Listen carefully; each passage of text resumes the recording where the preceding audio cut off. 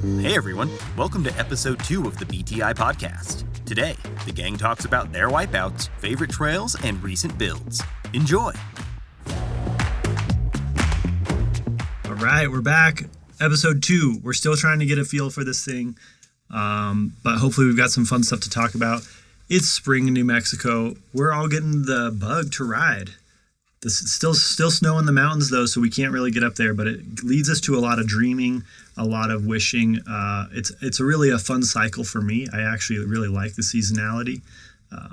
If I lived somewhere that I could just ride all year round, I think I'd get a little bit bored. So I'm kind of jonesing, and I think I've heard Jake say the same. You're jonesing to get up high, ride some good trails. So it's nice to have the longer days. This daylight savings time thing is time change makes all the difference. It does, especially for after work. The dogs are definitely loving it too.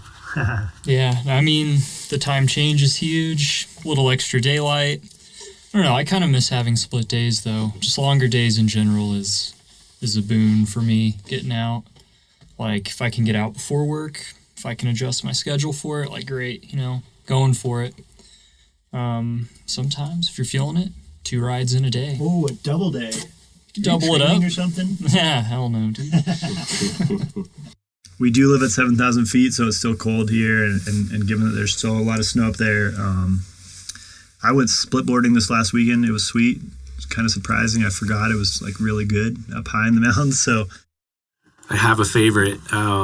This time of the year is perfect for the Galisteo Basin, the winter, of course, which sits lower than Santa Fe, which is usually pretty rideable. I like it out there. Nothing super chunky or gnarly, but definitely great single track. What are you looking forward to once the snow melts, though? What's your when are we ready? When are we ready for spring? Come on. Oh, definitely the stuff up high. I mean, anything below the ski area. That's the Windsor Trail for those looking it up on a map.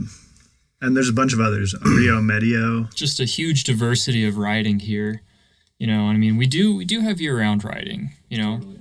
We've got Galisteo, which for most of the winter is rideable, is dry. And as the seasons change, more terrain opens. So I'm just going to enjoy it all the way up, follow the melt, and by the time we hit midsummer, I'm really looking forward to, full Windsor shuttles and all the big fun stuff up high, but plenty of great riding between town and there. Yeah, I love those after work laps. Chamisa Sidewinder lap is like my number one favorite. I hiked it a while ago, and I couldn't stop telling my wife how this specific trail was brought this emotional, even being on it brought this emotional response, because I've had so much fun on it over the years. It's super fast, fun. You can put a ton of effort into going fast.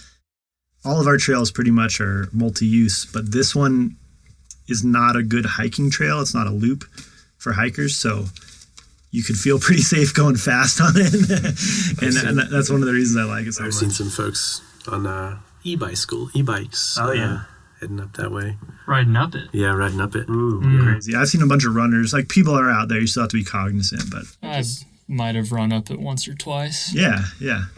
No, I'm not trying to say I just go crazy, but I would kind of like it because you see less hikers, so you can let it loose a bit more often. It's true. It is one of those trails, I'm sure everywhere has them where, if you really want to let loose, let it rip, you kind of know where to go. Yeah.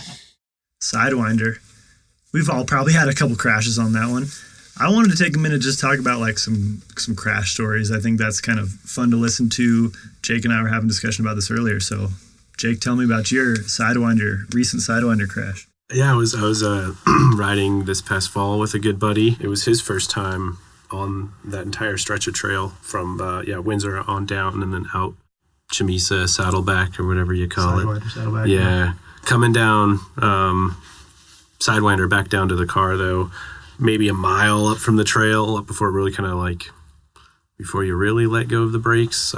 I was in this turn, and it was like a chopped down juniper stump that still had some branches sticking out. The earth was just eroded below it, and it just kind of snagged but believe it or not, I'm left foot forward when I'm descending for the most part, snagged my pedal, and I went over the bars. It was perfect though. I probably flew 7 feet down on, luckily there was no rocks or like trees or tree limbs. Just a rare spot on that trail. No cactus. Just landed on my hands and knees and close call, thankfully. But yeah. Those pedal snags are treacherous. They'll get you. The bike stopped and I just flew. Yeah. It's one of those things where that type of crash is the one it's happened so fast you can't prepare for it at all. Super. I always just feel like they happen, and then I realize a while later, whoa, what happened? Yeah. And I guess I clipped a pedal. I don't know. Y'all want a good one? So this one was bar crawl in college. kind of a big group, a bunch of runners basically out having a few too many. A friend of mine had just lost her bike. It had been hit by a truck, and so we had found it, salvaged some parts, and I ended up with the seat post. And it was a compression mast, so put the rails in and compress everything like a wedge. Great, this is cut like a pound off my bike. I was like, this is amazing. So we're out for this ride. I'm out of the saddle, texting, group of 10 riders in front of me maybe. And before I knew it, my saddle was out in front of my front wheel, and I'm slowly falling backwards as I'm still pedaling, mind you, just fully clipped in, just set back, just chilling. Before you know it, I bounced my ass off the rear wheel, ripped my pants, and somehow unclipped and kicked the bike down the street through the group of riders in front of me and into an intersection with a bunch of cars. It didn't hit a car, it didn't hit another rider, it just sort of spun out. The people in the cars had a good laugh. I had to go get new pants. And the ride continued. But that was a really funny one. I think back on that one and can't help but laugh. All those things don't quite go together. I love that you were clipped in on a bar crawl ride, first of all. Well, a bunch of competitive hothead runners. Sometimes you had to... You're doing what do you call that? Intersection sprints on your way between stops kind of thing? On the occasional. This wasn't one of those nights. I had those SPDs on my bar bike at the time. I don't know. And one of my rough ones was actually, I mentioned earlier, the Bear Wallow Trail here in Santa Fe. I ride up that trail, but I wanted to ride down it one day. There's one big ledge on that is kind of more... You pointed this out to me on the trail years ago. Yeah, it's kind of more walkable, something you walk usually. I have ridden down it, but this day I was trying to ride down it, and I pulled up pretty quick. I decided no, I think I'll take another look at it, and I unclipped the wrong foot. And this is a trail that's a bench cut mostly, with a pretty good drop off on one side, and right at this ledge, it's a ledge because there's a huge rock boulder section, and I unclipped my right foot, and the ledge is to the left, and for some reason I was already looking down the trail. I started leaning left, and I couldn't get clipped out to get my foot down, and I ended up tumbling down this big 10, 15 foot rock cliff thing. Into a wash, basically. Yeah. Got a pretty big cut. It was fine. I made my way out. No big deal. Kind of the worst part of this is the next week I was supposed to go spend a weekend boat camping on a lake, and I had this huge open wound, and of course I didn't get stitches. I just put a huge bandage on it, some butterfly stuff. So that was kind of the worst part of that crash, was really spending the weekend at the lake boat camping with a massive open wound. Oh man, yeah. The wrecks that end with big gnarly cuts, always the worst. My most recent was kind of like that. Not a funny story or really exciting, just a little bit of a wash on a pretty rough road. Definitely a bit of chip seal left a good gouge down a road crash. Yeah. No, thank you. Uh-huh. Man, that's something I'm trying to avoid at all costs. Were you just going too fast or what? Combination of factors, I would say. Nice. Coming back from a local brewery, a little too quick. A recent rain that might have pushed some sand in a... Oh yeah, I remember when this happened. Part of the road I didn't expect it to be in. Yeah, variable paved conditions here in New Mexico. Most of the year. Yeah. Yep, between the summer dust and the winter, what do you call it? It's cinder. Cinder, yeah, that's what they put on the road. I know plenty of folks like ride gravel tires even in the summer or in the winter. I mean, on the road because the cinder's so deep on the shoulder. It's really not a bad idea. Speaking of those pedal clips, that stuff has happened to me a bunch of times, and I ride clipped in too. You dudes in your clippy shoes. Mm-hmm. Kind of bad for clipping pedals, but it is better for not clipping shins with your pedals. That's my... Oh, God. I'll say, maybe we take a little dive into that. Jake's a dedicated flat pedal rider, right?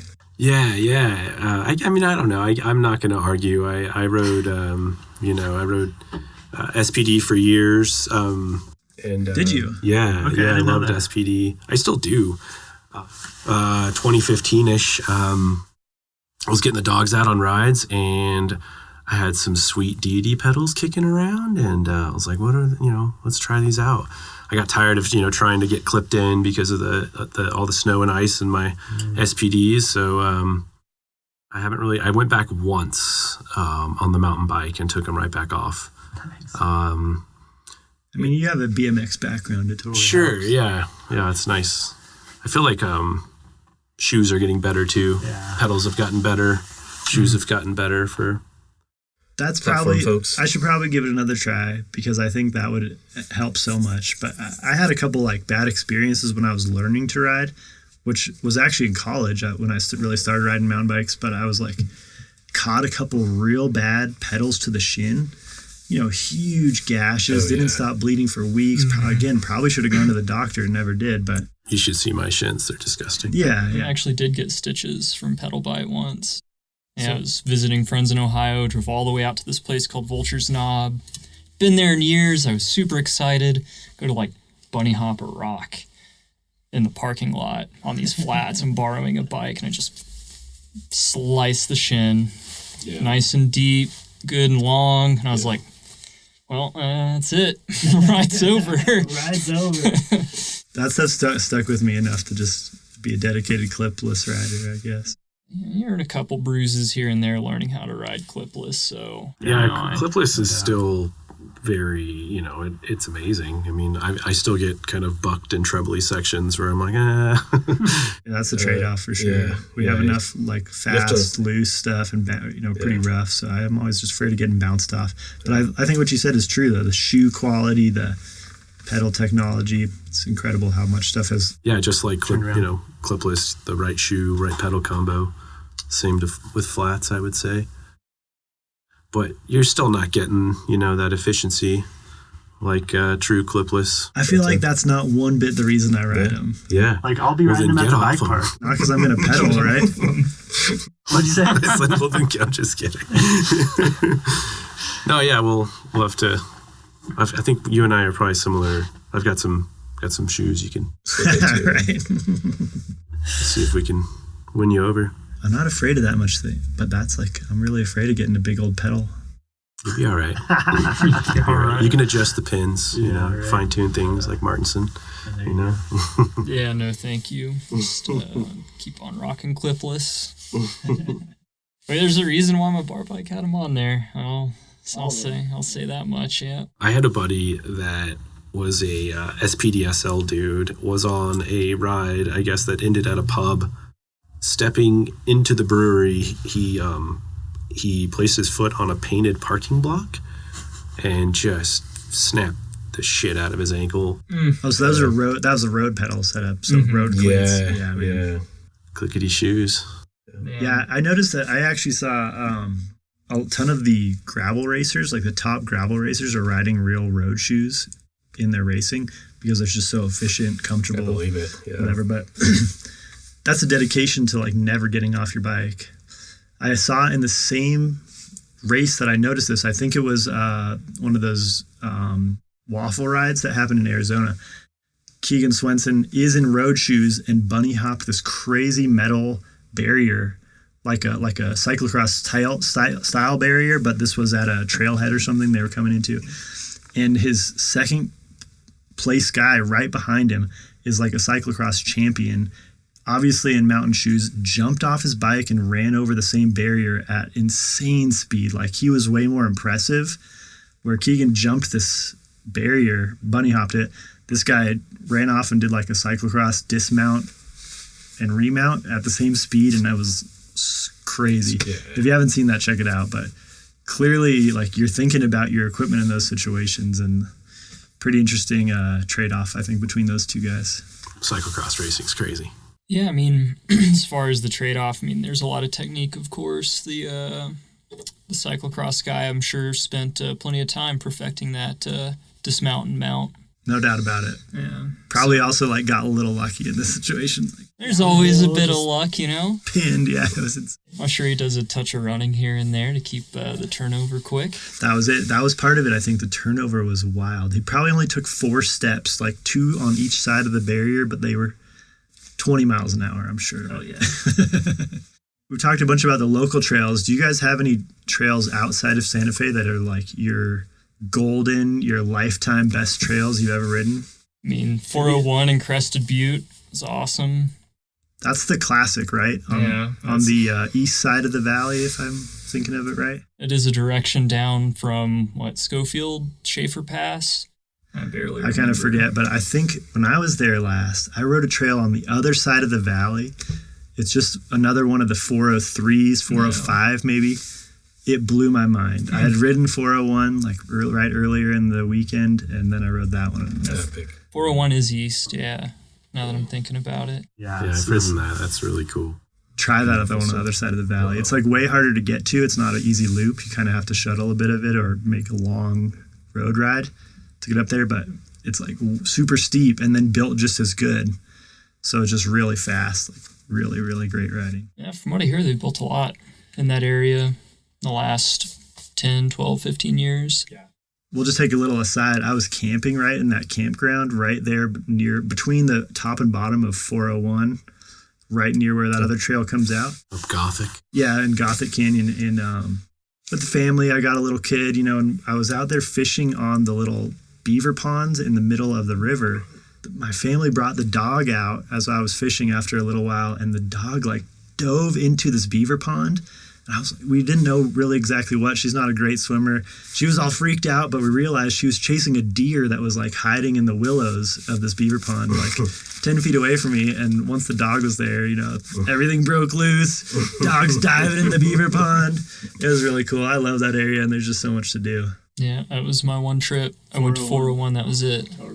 There's so much good stuff up there. You should go with one of our coworkers, Nathan, who is like a top 10 endurance, maybe top 5 endurance racer, ultra endurance racer in the country. He does the Colorado race a whole bunch, so multi-day. He really knows that area well and has put together these insane, like 40-mile rides with, 10,000 feet of climbing or something in the day. Just a insane endurance beast, but just knows the trails so well because of that. It's pretty cool. Jake, you have a favorite trail? A favorite trail? We're talking about Colorado, so we can probably just stay parked there for a while, I suppose.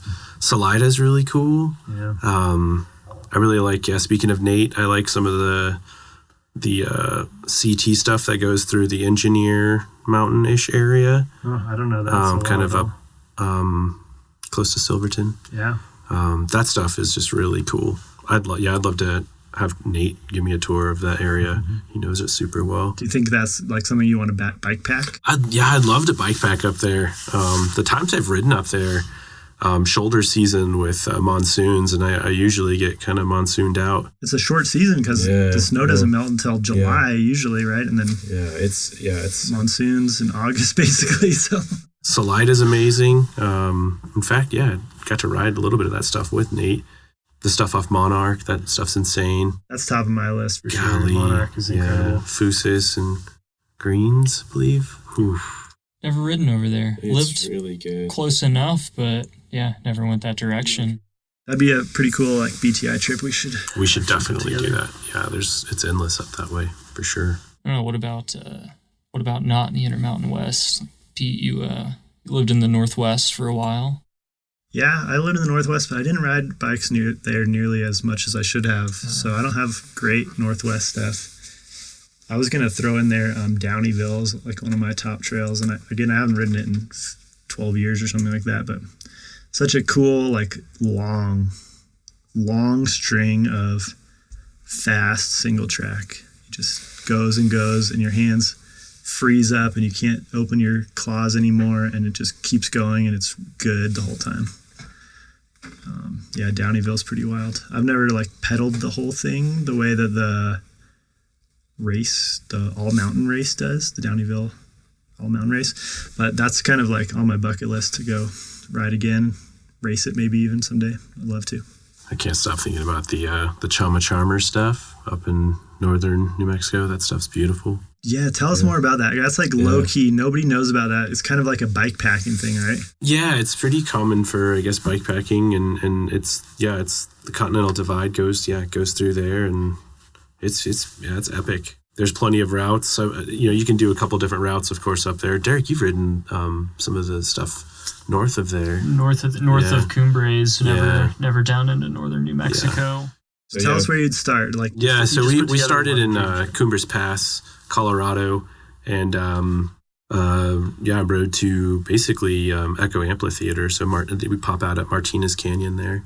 So I think it's about 100 miles. Yeah, 100 miles. Yeah. Cool. From the Colorado border south, basically. Yeah, it's epic, man. That stuff high up in the Carson is very nice. Mostly single track, right? Yeah, mostly single track. Yeah. Some, you hop on some forest roads here and there, but just epic. You're up there. I mean, the majority of the ride, you're sitting at like 10,000 feet for quite a while, if I recall. Awesome. Yeah, I'd love to get back up and do that. We should. There's plenty of out and backs you can do from the Hopewell Lakes area. We should try to. I put in for elk tags in that area, so I'd love to get to know it more, and I think that'd be really fun riding to do it. Yeah. But I think it's kind of notable that all these, they're not necessarily the trail's so good, but it's also the scenery, the location, the whole package of it is kind of what makes it for me, and it sounds like for at least Jake too. Totally. I think that's something that sometimes is lost, when you're just looking for the next trail, or I've even heard mountain bikers are so often focused on trail quality, where a hiker is looking at more of the scenery, the end point, the view, whatever, but it's not necessarily true. I think we're out there for the whole package in most cases. You want the adventure aspect of it, the long ride, the quality trail plays in, but it's not just one thing. The location makes it all, huh? It's all part of the aesthetic package, the sort of cerebral enjoyment of the golden hour. Even in just my after work rides, there's plenty of that, especially living here, of course. It's very fortunate, but it's easy to overlook when you see it every day. So I definitely try and take some time to remain appreciative and I guess more in the moment. But that's also why I occasionally try and do some hiking, slow down a little and really take it in. Totally agree. I do the same. I want to throw out a topic here that's maybe a little controversial and all speculative, but like I said, I rode Downeyville probably 10 years ago, so I wonder if brakes would be better now and I wouldn't get that claw finger quite the same way. But here's my question. The SRAM Maven brakes just came out. Is there such a thing as too strong of brakes? Yeah, I don't know, as a light rider, this is a topic that I frankly don't lose too much sleep over. And I mean, really, Pete, if you're going fast, why do you need brakes? Exactly. But at least what it appears like from someone who's not ridden it, I mean, they are solidly built. I mean, they look and feel bomb-proof. And Pete, you were telling us that is intentional, right? Yeah, so from all the marketing spiel that I read, they're meant to actually be heavier to maintain more of a constant heat. The idea is that light or brakes that have a lot of ventilation and are kind of light might go through several heat cycles through a ride, really hot on a heavy braking section, then cool down really fast. So they're suggesting that a more medium but consistent brake temperature throughout a ride is actually beneficial. I can really understand that, how you just want them to be consistent the whole time. You don't want your brakes to change, right? If something feels different 1 minute to the next, you can't trust it. That's an important point of braking. But it brings me back to the idea of you being a light rider, and I'm in the same boat. In any modern brake, I can't really think of a time when I couldn't stop fast enough, Right. or I really wanted more, but maybe I just don't know. Right. Yeah. And I mean, Jake, you're into bike packing, and I'm looking at getting a rig built up for this summer. And I guess with the added weight of a full kit, I mean, it becomes a little bit more of a serious thought. So perhaps it is worth, Yeah, I think riding has just progressed. I had some Mavens in my hands and they felt amazing.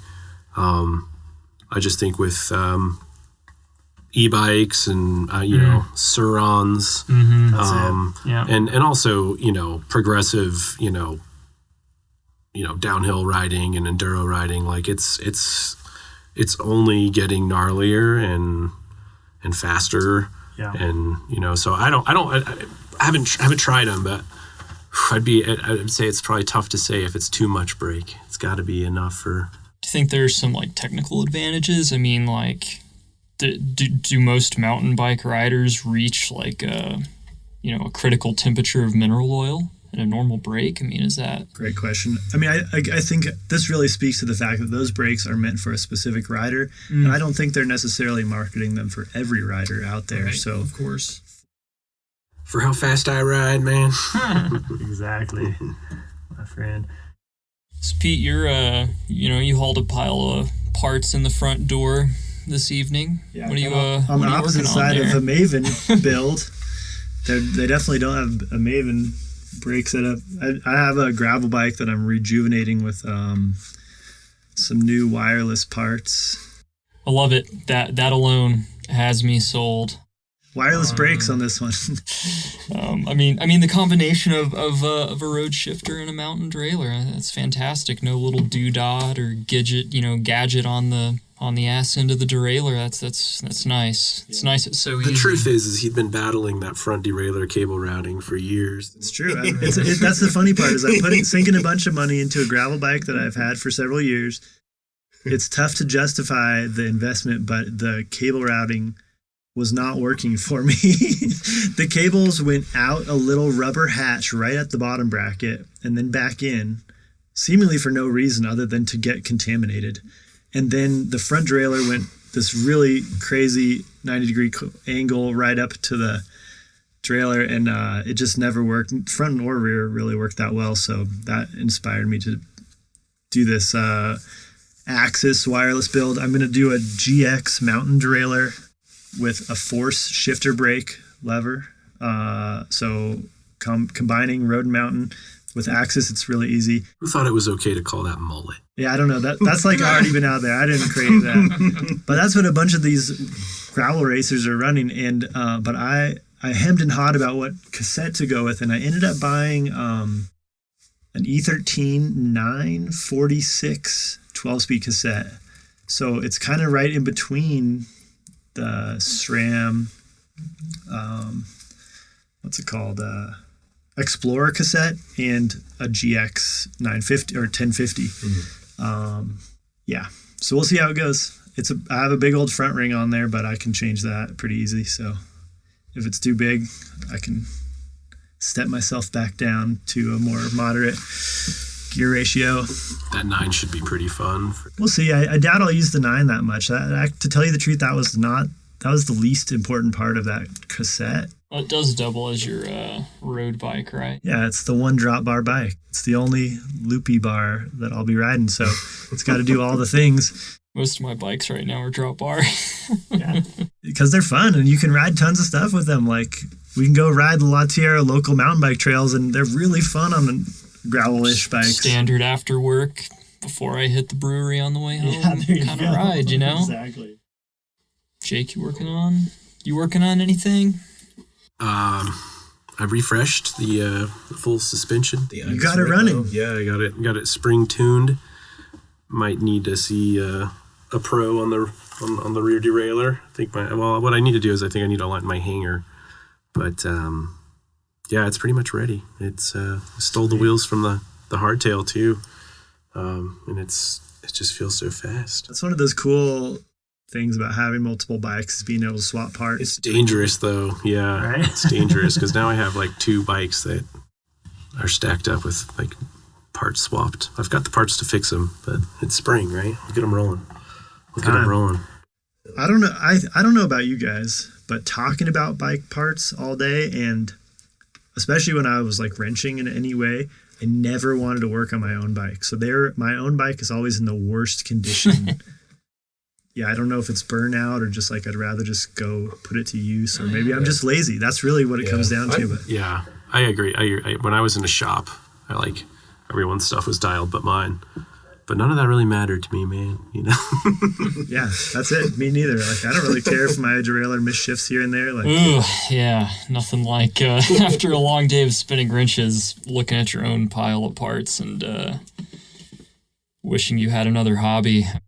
No, it's one of the nice things, I guess, about my current job is none of us actually work on full bikes, complete bikes. We still talk and focus on them all day, but we don't have to touch them all that much. You know, the act of spinning a wrench is really nice now. I actually look forward to it when I get home. But when one rolls into the office, everyone goes and checks it out. Oh yeah, it's the best. I love it. Oh, dude, I had to walk up there. I'm pretty sure it was like you, Pete, Scott, Jesse, just like looking at Brian's bike. It's like, what changed on Brian's bike? Thumping a tire. Yeah. Woo, look at that.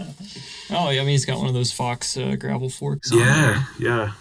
I think the other part is like, I know the tech side of the bikes, and I know what pieces we need to complete builds and to have inventory that works and matches as a whole for shops, but doesn't mean I know how to put it together quickly. Mm-hmm. You know, I'm still kind of putzing to get the spacing right on my crank so that the bearing adjuster actually has an effect, you know?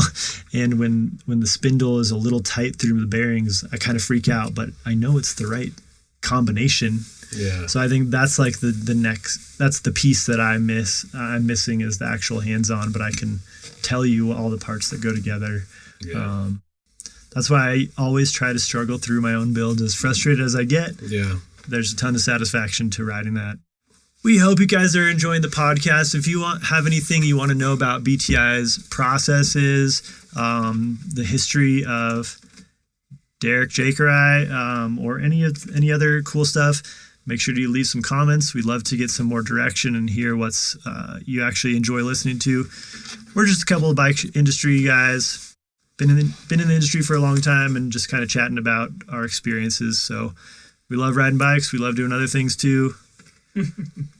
We hope you liked listening to the podcast. Hope you loved it. Tune in again next time. That's it. That's a wrap. Yeah.